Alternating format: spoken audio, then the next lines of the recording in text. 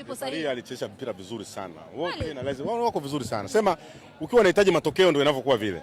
Ukiwa unahitaji kitu unaona kama refaria anakuchelewesha, lakini kwa ujumla refaria leo amejitahidi, amecheza vizuri sana. Na sidhani kama malalamiko mengine yatakuja kutokea. Amecheza vizuri sana. Ila tu bahati haikuwa upande wa Yanga na upande wa Azam. Ndio kitu ambacho kimetokea siku ya leo. Na Yanga wamejilaumu kwa sababu mechi ya leo angeshinda angeweka gap kubwa sana na Simba. Hii mechi angeshinda angeweka gap kubwa sana. Na hii mechi ndio ilikuwa ni kubwa. Na hii mechi ilikuwa ndio kubwa kwa Yanga na ni mechi ambayo ilikuwa inaenda kutoa maamuzi siku zijazo.